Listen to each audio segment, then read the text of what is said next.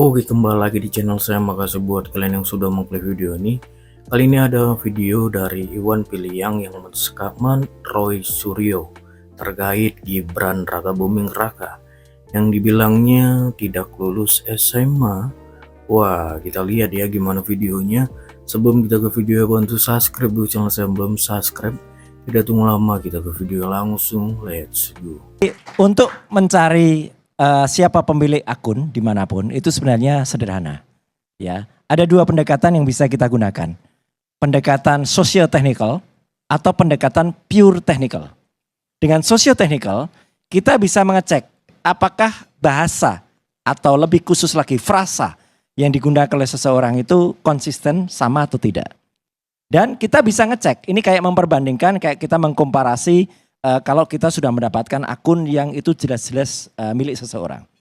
Kita pakai sampel akun @cilipari, cili_pari. Itu adalah akun catering Cilipari yang memang dimiliki oleh Gibran Rakabuming Raka. Clear, kalau itu 100% tidak terbantahkan. Kemudian kita pakai akun milik adiknya, @kaisang_p.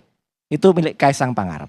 Nah, beberapa jejak digital yang ada pada Fufufafa dan juga pada Cilipari sekaligus pada Kaisang P ini saling terkoneksi, Bang Karni. Saling terkoneksi itu apa? Mereka saling berhubungan, mereka saling berkomunikasi. Bahkan ada satu kejadian di mana pada suatu hari Fufufafa menuliskan bahwa dia lupa dengan passwordnya, sehingga malah dia menulis di situ kehilangan atau lupa password. Dia nuliskan juga di situ Prime ID-nya Raka Genarli. Kemudian nama user yang digunakan @rkgrn. Itu singkatan dari Raka Genarli. Nah, kalimat yang sama dikatakan oleh Kaisang Pangarep juga. Jadi ketika dikonfirmasi ada yang lupa passwordnya. Jadi dari situ sudah mulai ada tanda. Yang kedua, Bang Karni dan pemirsa LC. Ada suatu kejadian di mana akun Fufufafa ini menuliskan bahwa dia bertanya kepada masyarakat gitu ya. Apakah ada yang tahu nggak gitu stick gunting yang ada di PIK? Ini PIK-nya PIK dulu, tahun dulu, bukan heboh PIK yang baru-barusan ini gitu ya. Itu PIK yang dulu ya. Nah, ya itu kita tunggu nanti Bang Karni untuk ngangkat yang heboh di PIK itu ya gitu. Orangnya juga sama ya gitu. Nah, 3 jam berikutnya setelah akun Fufufafa tadi, akun Cilipari menuliskan hal yang sama, 100% sama. Kalimatnya sama, cuman ke belakangnya ditambahin gitu. Artinya, kalau ada akun fake atau akun palsu yang kemudian dia meniru akun asli, oke. Misalnya yang nulis Cilipari duluan. Dia di fake kemudian oleh Fufufafa. Oke. Tapi ini Fufufafanya nulis dulu. Ngapain kemudian akun Cilipari menulis sama persis 3 jam berikutnya. Pada hari yang sama. Hanya yang satu jam 8, yang satu jam 11. Nah, tapi kemudian yang paling kemudian dijadikan oleh teman-teman oleh masyarakat atau netizen plus 62 itu untuk memastikan Bang Karni adalah temuan dari Anonymous. Yang kemudian dia melakukan, mohon maaf ini, memang dia melakukan doxing gitu ya. Itu pun saya juga sempat sentil, ya jangan terlalu vulgar lah bukanya. Karena dia melakukan doxing terhadap Fufufafa. Melakukan doxing terhadap Gibran. Jadi Gibran itu dikulik semuanya. Alamatnya, nama istrinya, nama orang tuanya, nomor handphonenya, kemudian sama akun dia Ciliparinya. Menariknya Bang Karni dan teman-teman semua, netizen ini kurang kreatif. Mereka memasukkan nomor handphone itu plus 6289 sekian belakangnya 33. Dimasukkan untuk mencoba kalau ada seseorang yang kemudian ingin melakukan emergency recovering terhadap sebuah akun, biasanya kita ditanya nomor handphonenya dimanapun itu. Dan Kaskus juga menggunakan metode yang sama. Ketika dimasukkan nomor handphone Gibran, ini nomor handphonenya Gibran jelas. Muncullah kemudian akun pemulihannya. Akun pemulihannya ternyata @cili_pari. Jadi benar nomor handphonenya Gibran, Cilipari terkonfirmasi. Menariknya ketika dua variabel itu dimasukkan, yang muncul apa? Fufu Fafa. Jadi kalau ini sudah sulit terbantahkan. Artinya apa? Ketika nomor handphone dan kemudian akun dimasukkan, munculnya Fufa. Cuman saya terus waktu itu mengingatkan ke teman-teman, jangan teruskan. Karena kalau teruskan, Anda sudah menyalahgunakan akun orang lain. Bisa kena, bisa nanti jadi kambing hitam Bang Karni. Karena kan dianggap itu melakukan upaya terobosan. Dan lebih menarik lagi, ini baru hari ini saya katakan di ALC. 1-2 hari terakhir, ternyata ada seseorang yang kemudian bisa mengubah itu, password itu, masuk ke dalam Kaskus. Orang ini ditengarai adalah orang yang mungkin suruhan dari seseorang yang selama seminggu terakhir itu melakukan upaya penghilangan barang bukti Bang Karli. Fufu Fafa itu melakukan postingan itu ada sekitar 5.000 postingan. Mulai tahun 2013, 14, 2018 sampai 2020. Itu juga ada. Dan baru dalam seminggu terakhir ada seseorang yang masuk sebelum diketahui itu dibuka oleh Anonymous. Dia sudah menghilangkan sekitar 2.100 postingan. Ini sekaligus saya katakan, ini clue yang sangat bagus untuk Andri Darwis. Andri Darwis itu adalah CEO Kaskus. Ya. Untuk apa? Membuka saja, dibuka aja ke publik atau dibuka saja ke masyarakat atau dibuka ke penyidik. Ada yang melakukan login terhadap Kaskus. Karena dulu ketika kemudian orang bertanya, kan cara mendeteksi seseorang itu gampang Bang Karli. Kita cek pada servernya. Dari server nanti akan ketahuan lognya. Dari lognya akan ketahuan IP yang masuk itu apa. Dari situ bisa ketahuan IP itu menggunakan perangkat apa. Apakah dia wifi, apakah dia dial-up, apakah dia menggunakan metode yang lain untuk masuk, akan ketahuan. Dan ketahuan siapa yang berhasil masuk. Oke lah, dulu pernah ada, 2014 kan sudah terlalu lama, gak bisa dibuka lagi Kaskusnya. Oke, 2024 ini ada yang barusan masuk itu seminggu terakhir. Bahkan ada yang 2 hari yang lalu menggantikan nomor handphone yang belakangnya 33 tadi. Ini gak mungkin kalau bukan pemunya yang ganti handphonenya. Atau orang yang disuruh yang punya untuk gantiin. Itu bisa dibuka lognya. Dan satu lagi Bang Karli yang paling menarik. Gak usah susah-susah dulu kepolisian. Itu kalau mengungkap akun seseorang, kalau itu di IG, Instagram, kalau itu di X atau Twitter, itu minta izinnya atau buka servernya di luar. Kaskus ini memang dibuat pertama kali di Amerika oleh 3 orang. Andri Darwis dan 2 temannya ketika menyelesaikan tugas akhir. Semenjak tahun 2006 sampai 2008, ketika habis terkena virus, namanya virus Brontok waktu itu, akun itu server itu dipindah dari Amerika ke Indonesia. Dulu namanya kaskus.us, itu country code top level domain untuk United States. Kemudian dipindah ke kaskus.id, Indonesia. Jadi artinya servernya itu di Indonesia. Jadi gampang banget, tinggal datang ke, gak jauh dari tempat kita bicara ini, Bang. Servernya ada di Kuningan sini kok. Nah dari situ bisa dibuka. Siapa yang barusan login, apalagi siapa yang ganti. Jadi sebenarnya sudah, kalau bahasanya MK Bang Karli, udah cetowelo-welo. Ya, ini siapa itu di balik akun Fufu Fafa. Dan kalau ada satu lagi, saya tadi terlupa ingat. Bahasa tadi itu mirip banget. Selain bahasanya sangat kasar, dan kemudian ini menyinggung kita juga ya, karena presiden terpilih Pak Prabowo itu, waduh benar-benar dihina di situ. Ya gitu, karena baik dihina beliaunya, dihina keluarganya, dihina putranya, dihina yang lain-lain. Banyak juga dihina, Pak SBY juga dihina. Kemudian Mbak Titi juga dihina. Kemudian Mas Anies dihina. Teman-teman dari 212 dihina. Bahkan ada 11 artis Bang Karli. Itu juga dihina. Mulai dari Syahrini, kemudian Mbak Wanda Hamidah, kemudian juga nama yang ada 11. Bahasanya bahasa yang sangat menurut saya sangat tidak berpendidikan. Nah bahasa itu muncul juga Bang Karli tidak hanya di Fufu Fafa, tapi di akun resmi yang namanya Cilipari.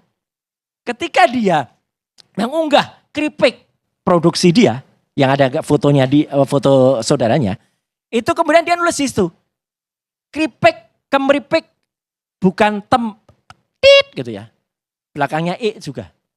Itu kan sangat vulgar. Itu bukan Fufu Fafa loh, itu Cilipari. Bahasanya sama dengan bahasa yang dipakai FUFA. Jadi kalau ini jelas betul ya. Jadi dari socio-technical itu clear betul bahwa itu adalah akun FUFA adalah milik wapres terpilih. Ya. Tapi dari technical jelas sekarang sudah pasti. Nah kalau soal yang tadi disampaikan Bang Karni di acara ini monggo. Ya, saya orang teknik, saya sudah bukan lagi orang politik Bang Karni.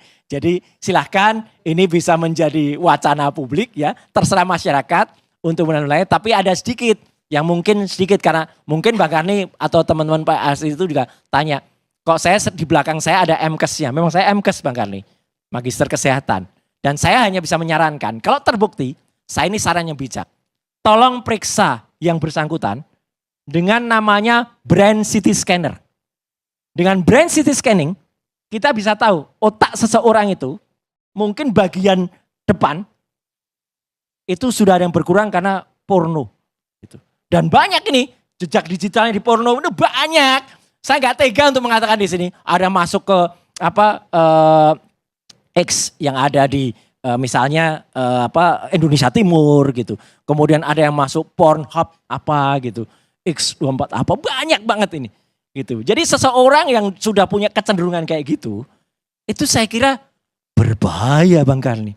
Gitu loh. Tapi untuk menentukan bahaya enggak, periksalah dengan brain CT scanner. Ini saya bukan sebagai telematika aja, tapi kebetulan dulu saya punya rumah sakit keluarga yang memiliki brain CT scanner itu. Jadi tolong diperiksa untuk memastikan yang bersangkutan. Terima kasih Bang Karni. Ini promo juga. Jadi supaya punya akun ini dibawa ke rumah sakit itu. Gak usah, nanti promosi. Nanti saya ditagih oleh ALC nanti, jangan dong. Banyak, silakan periksa di mana saja. Ya gitu, karena alat brain CT scanner itu bisa menentukan. Otak itu, kalau otak itu sering mikir porno Prof, itu mengecil bagian depannya. Kebetulan dulu ayah saya almarhum itu profesor kesehatan jiwa. Ya gitu, jadi neurolog psikiater. Jadi saya dulu sering buatkan slide-slide-nya. Zaman dulu bikin slide-nya, kita dulu pakai transparansi itu, pakai rugos Bang Karni.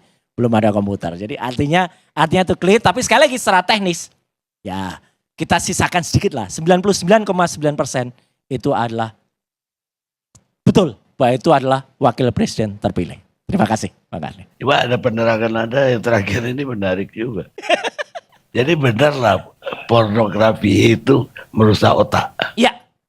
Ya, silahkan tanyakan ke para ahli, bahkan ada psikolog, saya sering diskusi, Bu Elia Rahman namanya. Loh tetap, karena orang masuk tuh ada yang memang dia kebutuhannya untuk research. Saya juga fotografer dulu Bang Karni, kita akan kadang-kadang motret model. Ya, itu untuk kebutuhan, untuk research atau untuk tugas ada. Ada yang memang dia sekelas berat, tapi ada yang sudah jadi penyakit. Gitu loh. Dan ini bisa dicek nanti. Kalau dia masuk ke situs-situs misalnya kayak X, kayak Pornhub apa dan lain sebagainya itu jam berapa akan ketahuan. Gitu. Fufu-fafanya. Ya gitu. Itu Bang Karni. Aktivis citizen journalism Iwan Pilihan. Terima kasih Bang Karni. Saya udah lama nggak tampil di sini. Saya mau mengatakan pertama bahwa ILC ini tadi saya sudah sampaikan di belakang sebagai sebuah perjalanan visual peradaban sebetulnya. Jadi peradaban kita terdokumentasikan di acara ini. Ini luar biasa untuk Bang Karni. Kedua, saya memang greget hadir di sini. Kenapa? Pertama, saya justru orang pertama yang mengkritisi Pak Jokowi. Jadi saya orang pertama yang bertemu tahun 2009 awal, pulang dari kerja sosial bawa anak Indonesia. Dan saya cari orangnya karena produknya laku di Dubai. Rumah kayunya terjual. Jadi saya membayangkan orang yang bisa mengubah bangsa adalah sosok yang punya produk, masuk pasar, independent income-nya. Dan saya juga orang pertama di medio Februari setelah sehari sebelumnya bertemu Pak Jokowi di istana, itu ADC Pak Sigit sama Pak Tony, sekarang Kasau, 20 menit, waktu saya dikasih 30 menit, tapi pertemuan itu 55 menit. Lalu besoknya saya bilang ke Jokowian punah, lalu saya dibully se-Indonesia. Dibully Pak.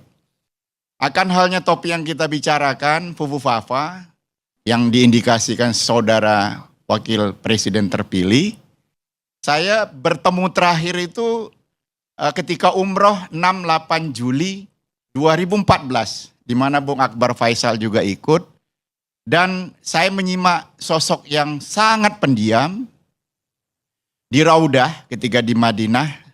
Saya sampai luka tangan kanan atas, terdorong oleh orang-orang yang besar demi mempersilahkan Gibran di depan saya sholat di Raudah. Dan saya pun ruku itu kena pantatnya, saking sempit. Setelah itu saya tidak pernah bertemu, tapi saya ingin mengatakan begini Bang Karni. Kalau ingin pembuktian real, bukan katanya-katanya, apa yang disampaikan Mas Suryo tadi benar, tapi akan lebih akurat kita menggunakan forensik digital analis bersertifikat. 2008 kami memperkenalkan istilah ini ketika saya ikut memverifikasi terbunuhnya David Hartanto di NTU. Kita mulai perkenalkan ke publik untuk mencari digital signature. Apa itu? Hashing data. Ada setiap huruf yang kita ketik, 32 bit huruf dan angka di belakangnya. Kalau Israel itu 64 bit. Kita 32. Artinya kalau kita menulis kata fufu, V pertama ada 32 huruf di belakang. Huruf dan angka. F ya. Uniform juga demikian dan seterusnya. Jadi orang yang bisa menyampaikan ke publik secara akurat, karena kan ini hal yang sangat presisi, adalah seorang pakar forensik, digital analis yang bersertifikat. Dan saya rasa Mas Suryo belum punya, saya tidak punya, apalagi kita bisa mencari itu.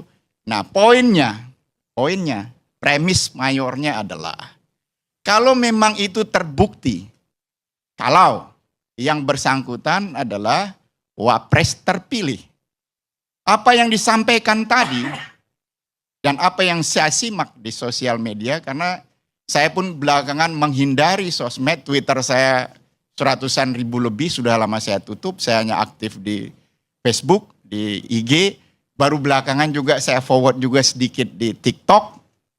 Dan kenapa hal itu saya lakukan? Ya tadi, saya mengungkap bahwa ada problem peradaban kita di 9-10 tahun terakhir gitu. Nah, pemaparan Mas Suryo tadi, yang katanya pakar telematika, bagi saya adalah seluruhnya menghina kita semua, diri kita semua. Kesalahan ini, kesalahan kita semua. Kesalahan partai-partai yang merasa segalanya di dalam situasi demokrasi kita. Jadi di sini tidak fairnya. Nah, apakah Saudara Gibran tidak layak dilantik? Menurut saya tetap layak dilantik. Dan kebetulan juga saya memahami seorang sosok Prabowo Subianto. Karena tahun 2008 itu, dia beliau jadi wakil Ibu Mega, pernah membuat lomba menulis. Dan saya juara 1, dapat laptop sama flash disk modem. Di situ saya menganjurkan melalui Boyke Ambostiawan almarhum, yang kala itu GM Nusantara Polo, untuk menulis di blog publik. Saya menjadi ghostwriter, menjadi PS kala itu. Sekali dibaca, 2 kali enggak. Ketiga kali cuma bos, terusnya saya kok. Dan saya menjawab aktivitas sosial. Jadi saya mengenal PS ini orang yang sudah selesai duniawinya. Jadi ketika saya menggadang Pak Jokowi dulu, saya menganggap beliau ini orang yang selesai duniawinya kala itu. Nah sekarang kita akan melakukan repetisi dengan Pak PS. Saya yakin dia tahu kok, dia diomongin nggak benar seperti yang terbaca sekarang, tapi bukan itu pemikirannya. Pemikirannya saya lihat bahwa persoalan bangsa kita, tadi saya kasih capture ke Bang Karni, daya beli kita sangat drop. Miring ke kiri, terbukti dari hari ini kredit yang tidak diambil oleh pengusaha itu walaupun sudah sudah di endorse, artinya sudah dipenuhi, sudah bisa diambil, tapi tidak diambil lebih dari 2.100 triliun. Kenapa mereka nggak mengambil itu? Karena berproduksi, buying power lemah. Iya kan? Nah, Pak PS ini kan seorang jenderal, bintang 4, dengan basic keluarga juga terdidik, usia seperti hari ini, kita lihat belakang dia keliling kemana-mana, yang dia pikirkan saya rasa bagaimana bangsa ini satu, bagaimana kita membangun sebuah marwah konten sosmed itu positif gitu. Tidak negatif, sebab apa yang kita bahas tentang Pufufafa, kalau seorang forensik digital analis bisa membuktikan dan itu benar, betapa malunya peradaban bangsa ini. Malu tidak? Coba saya tanya ke Anda semua, malu tidak? Saya malu, karena saya hadir ke sini, saya meminta kepada kawan-kawan di tim, di ELC, izinkan saya hadir.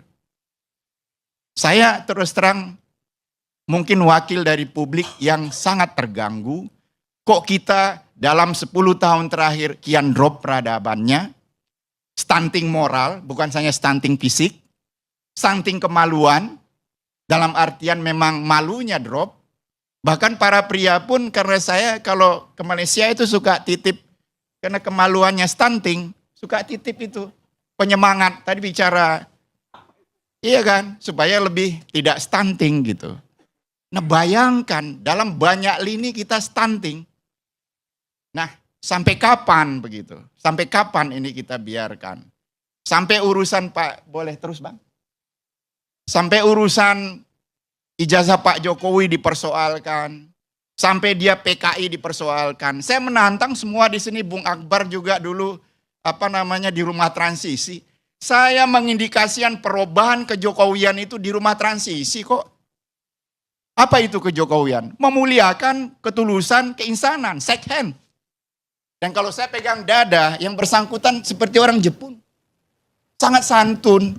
Lalu kenapa terjadi perubahan-perubahan itu? Saya terus terang aja, kami yang orang pendukung yang non-partai, independen, diinjak-injak kok, digeser-geser kok.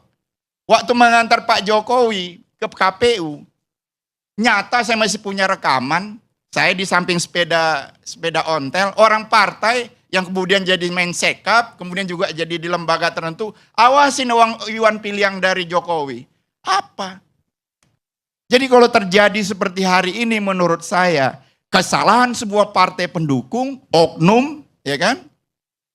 Kepentingan semua. Bahkan sebuah partai di publik mengatakan terang-terang, enak ya kita berkuasa. Ya enak tuh berkuasa gitu ya.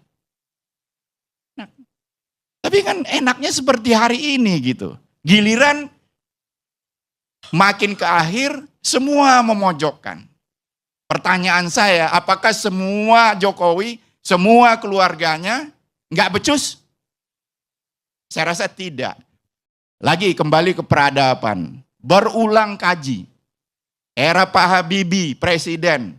Orang-orang yang terhormat di DPR, dalam laporan bertanggung jawab. Malu tidak berbangsa dan bernegara? Dan orang-orang itu masih jadi tokoh-tokoh kok di partai. Rekamannya ada. Apa itu yang kita ulang?